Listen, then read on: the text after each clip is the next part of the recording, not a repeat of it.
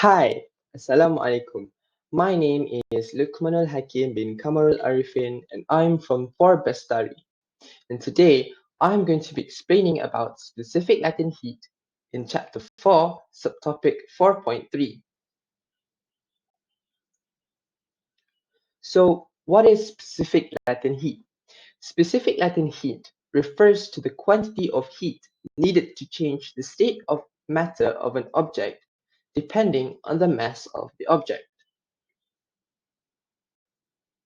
From the formula on the right, we can conclude that specific latent heat is equal to Q divided by M, where L is the specific latent heat and Q is the quantity of heat and M is the mass of an object.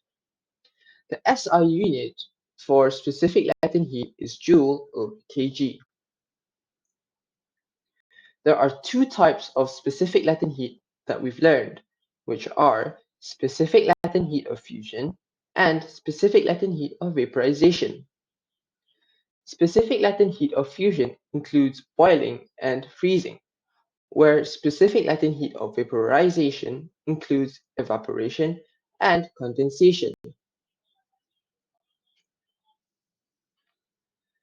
In this presentation, I'm going to be explaining about the applications of specific latent heat in our daily lives.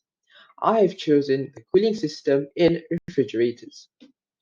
Refrigerators uses two processes, which is condensation and evaporation. Let me give you an example of the process of condensation and evaporation. For example, you take out a cold beverage from the refrigerator and leave it on your tabletop. Later, you will observe tiny droplets of water on the surface of the bottle. This is due to the cold temperature of the bottle and the surrounding temperature. This refers to the process of condensation, whereas evaporation is when you apply hand sanitizer on your hand. After the hand sanitizer evaporates, it will leave a cool sensation on the surface of your skin, and this process refers to evaporation.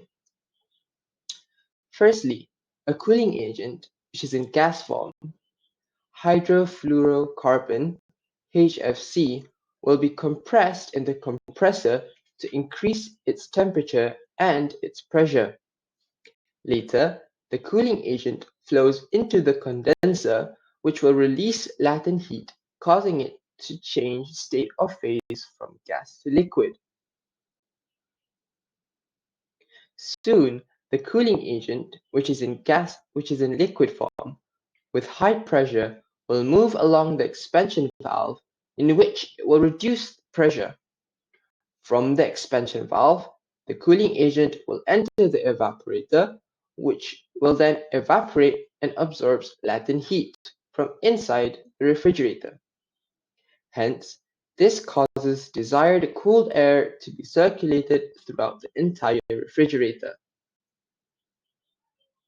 Needless to say, the gas will then return back to the compressor and the cycle keeps continuing unless your refrigerator is broken, which then you need to buy a new one in order to keep your foods fresh. And that's all for today. Thank you very much for listening. Assalamu alaikum. Bye.